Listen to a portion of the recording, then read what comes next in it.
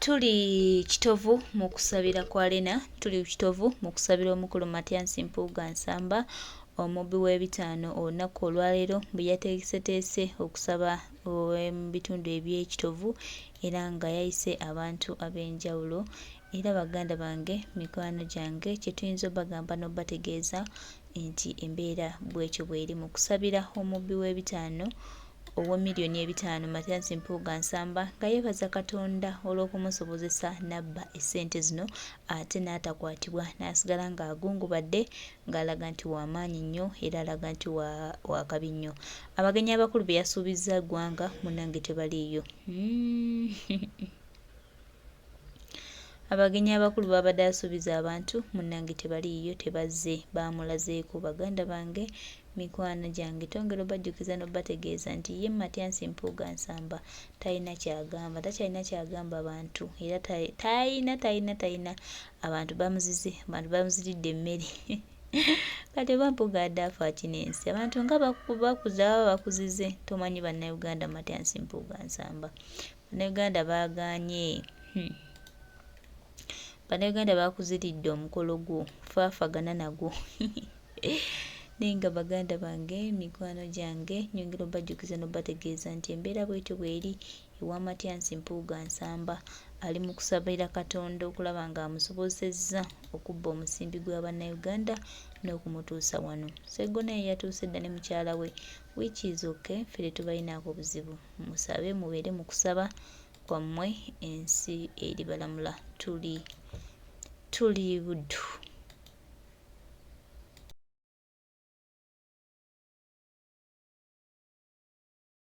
Olwaleero nga tuzze okwebaza omulungi Omukama ebirungi Omukama byatukolera mu bulamu bwaffe. Twebaza ekirabo eky'obulamu, twebaza ekirabo eky'emirimu gyaffe gye tukola, twebaza olw'ekirabo eky'amaka gaffe mwe tubeera. Twebaza Katonda ate mu ngeri ey'enjawulo olw'ekirabo eky'okukkiriza. Twebaze Omukama nno bulijjo kubanga okusaasira kwe awamu n'okwagala kwe bya mirembe gyonna, nga bwe tusoma mu Zabbuli ey'E136. Ekirungi ekituliko ffe Abafirika, Omukama tumutegeera nnyo era buli kaseera tumwekwatako okuva enjuba lwevaayo okutuuka lwegwa. Nga Pulofeesa omu gwe bayita Mbiti bwe yayogera mu kitabo kye ekikwatagana n'okukkiriza kw'Abafirika, naffe olwaleero tuzze okulaga Omukama nti tumwetaaga era waatali tewali kye tusobola. Essomo erisoose ery'olwaleero tuwulidde Musa ng'ajjukiza abaana ba Isirayiri obukulu obw'ebiragiro bya Katonda era n'abakuutirira okubikwata obutiribiri nga n'okubiyigiriza abaana baabwe kwe batadde. Ebiragiro bya Katonda ebyo bituyamba okuteekawo emirembe n'okweyagalira mu nsi Katonda gye yatuwa. Ebiragiro 10 abooluganda y'ensibuko y'amateeka gonna agali mu nsi, era bwe tubikwata tuyinza obuteetaaga mpozi na constitution kubanga byo byennyini bituyamba okutereeza embeerawo yaffe n'abantu, kubanga gwe musingi ddala okulambika entambuza y'obulamu bwaffe ne bannaffe. Ffe nno abali wano olwaleero twekebere tulabe obanga tukyali ku biragiro by'Omukama oba si ekyo nga twabivaako dda. Mu ssomo eryokubiri Omukama atujjukizza nti okumwagala kwe kukwata ebiragiro bye. Atakwata biragiro bye ate n'agamba nti nno amwagala ekyo kyaba ayogerako mazima aba takimanyi. Okwagala Omukama kweyolekera mu ngeri gye tukolaganamu ne bannaffe. Bwe twagala abantu bannaffe ne tubakolera bulungi, olwo bwe tuba twagadde Katonda anti ffenna yatutonda mu kifaananyi kye. Mu Vvanjiri ey'olwaleero Omukama akkaatiriza etteeka erisinga obukulu anti nga kwe kwagala Katonda ate n'okwagala abantu bannaffe nga ffe ffennyini bwe tweyagala. Bannaffe tubaagala nga tubafaako, nga tukolera bulungi obulungi bwa buli omu, era nga tulaba nti buli omu ali bulungi. Bwe tubeera n'okwagala okutuufu bulijjo, bwe tuyinza okusonyiwa bannaffe, anti okwagala okutuusa n'okugumiikiriza, okwagala okutasanyukira mu kukola nsobi, okwagala okulimu okusuubira, ate ne tuba nga tunywerera ku Mukama.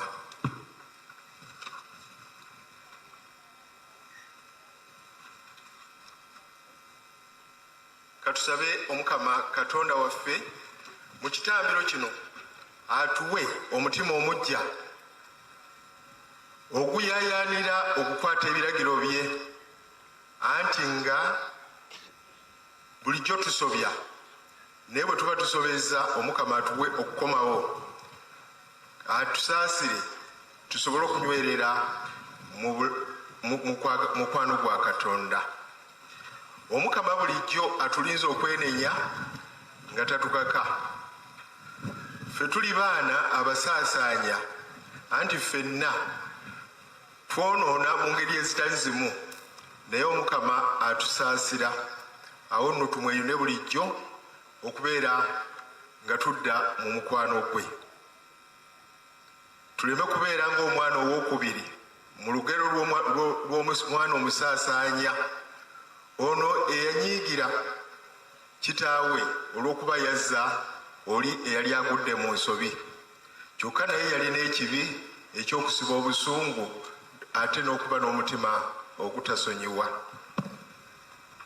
Abooluganda baagalwa, nga kitaffe bwe yatugambye, tufeeyo okutambulira awamu okulaba nti nno tusabira eggwanga lyaffe lisobole okutambula obulungi. Tufeeyo okutambulira awamu, tufeeyo okutabagana mu Uganda yaffe eno gye tulimu.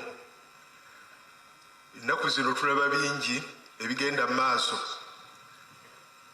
ebya corruption tubiwulira nga bigenze wala, tebijja kuyamba ggwanga lyaffe kkula. Tuwulira ensonga endala eri e Kampala, kakati abantu batandise okubakoonera amayumba.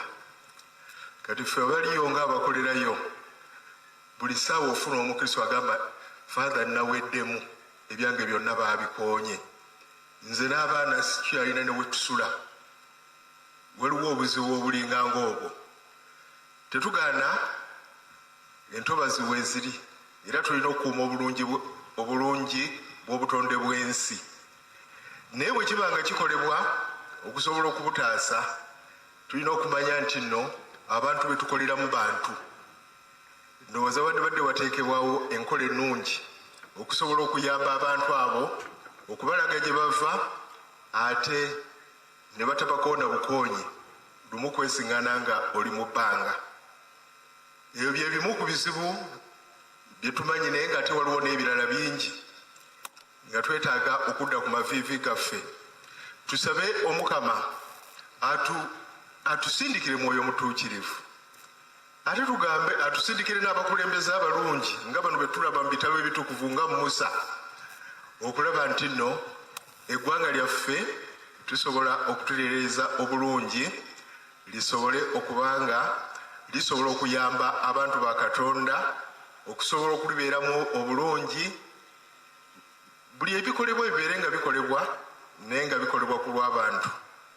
Emisolo nagyo gikalubize ebintu ate naddala aba bizinesi tusabe bakama baffe omukama nabo abakwateko basobole okuwa abantu emisolo babe nga basasula emisolo emisaamusaamu baleme kubajja oba kubazza mu kyalo naye basobole okusigala nga bakola basobole okwebeezaawo. Abooluganda baagala twesabire bulijjo ffenna tukolerere obutuukirivu anti kyekyatutondesa ffenna. Olunaku olwaleero nno luliko omutuukirivu mu Eklezia Katolika ayitibwa Alonsius Gonzaga atuwa ekyokulabirako okufaayo eri bannaffe.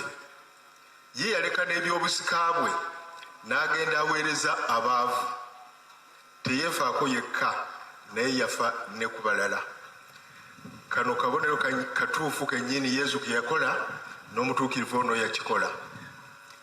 Awo nno katwesabire omutuukirivu ono naye atusabire. Mu Masaka Diocese tulinamu omubala gwaffe ogugamba nti tunyikize okukkiriza. Tuddamu tutya? Mu Masakalamento nga tusimbye mu Katabi. Awo nno abooluganda manyi watuli b'amadini ga njawulo naye nga omukama bw'atuwadde omukisa guno tusinkana tusinkanye ab'amadini agatali gamu, tusinkanye abantu abatali ba kitundu kimu, tusinkanye abantu abakola emirimu egitali gimu, abasinga ndowooza muli bannabyabufuzi, tulinamu ba businessmen ne women, tulinamu n'abantu ab'amadaala ag'enjawulo.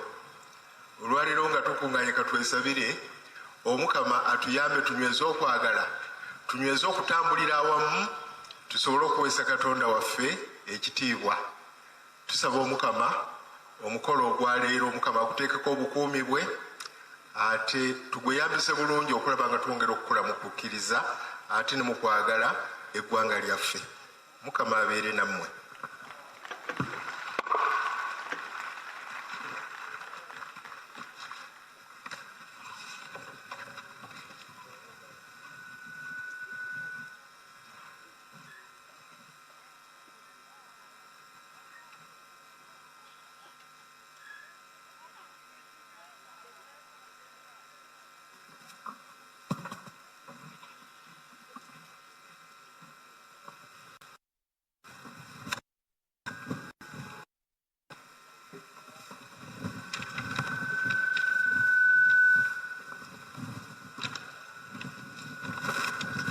Abooluganda ffenna tuyimirire ate tuweeyo essaala yaffe eri omukama nga tuyita mu byetaago byaffe ffenna bye tulina.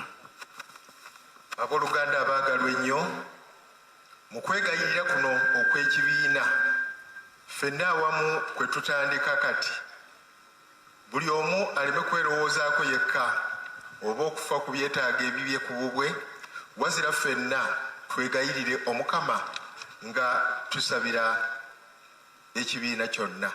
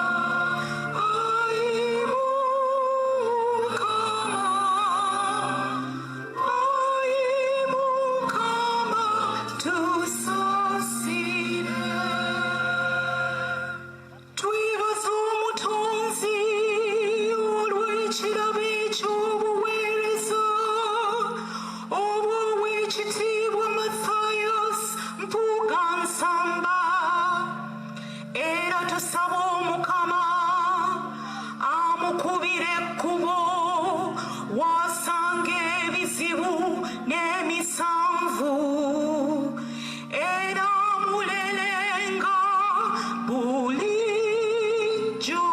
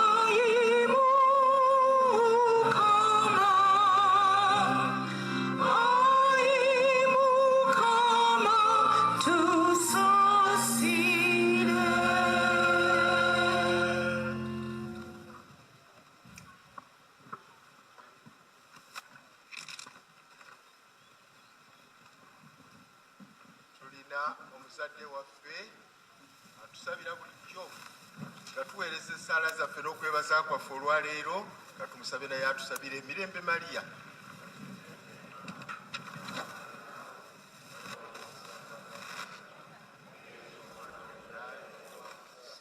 Mariya omutuukirivu nnyina wa Katonda tusabire ffe aboonoonyi. Tukwegayiridde nnyo Mukama, wuliriza n'ekisa okwegayirira kwaffe otuwe n'ebyo byonna bye tusabye wa Yesu Kristo yennyini Mukama waffe. Abooluganda tukkalireko.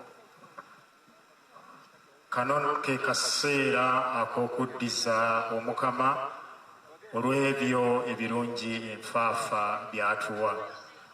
Abaana abalina obusawo obwa bbulu bokka be baweereddwa olukusa okukuŋŋaanya ebirabo ebinajja ku Ataali.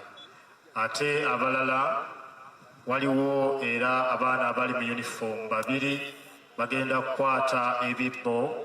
Abaana abalina ebirabo eby'ensimbi mubiteeke mu bibbo ebyo.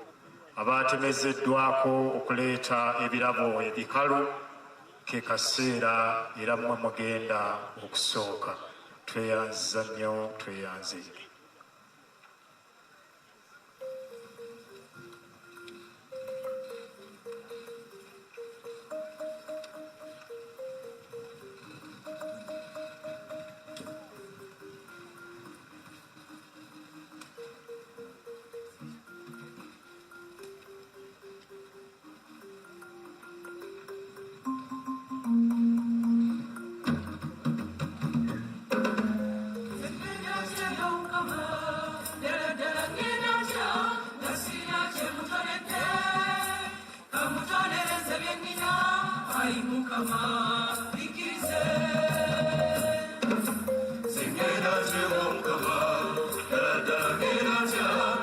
sirina kyemutonedde kamutonereze lyennira ayi mukama ikkirize